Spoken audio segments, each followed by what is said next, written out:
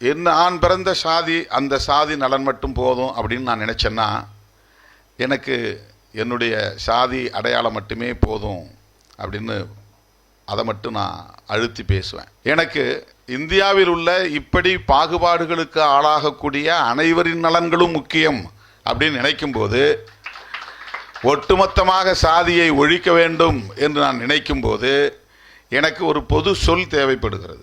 I need a common term to address the issues across the country. எனக்கு தேசிய அளவில் ஒரு பொது சொல் தேவைப்படுது.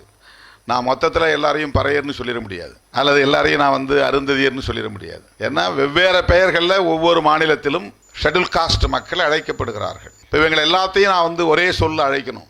அது சர்வதேச அளவிலும் புரிந்து கொள்ளக்கூடிய ஒன்றாகவும் இருக்கணும். அப்படி பயன்படுத்தப்படக்கூடிய ஒரு சொல் தான் தலித் என்கிற சொல். தலித் என்பது ஒரு சாதியின் பெயர் அல்ல. அதுக்கு புரோக்கன் பீப்புள் அப்படின்னு தான் மீனிங் சொல்கிறாங்க. நொறுக்கப்பட்ட மக்கள். ஒரு ஷேப்பில் கிடையாது, ஒரு ஐடென்டிட்டியோட இல்லை, ஒரு கம்ப்ளீட்னஸ் கிடையாது. அவன் தமிழனாக இருக்கிறானா இல்லை, வேறு சாதிகளாக இருக்கிறான். அவன் இந்துவாக இருக்கிறானா, ஹிந்துங்கிற ஒரு சிங்கிள் ஐடென்டிட்டி கிடையாது, அவன் வெவ்வேறு சாதிகளாக இருக்கிறான்.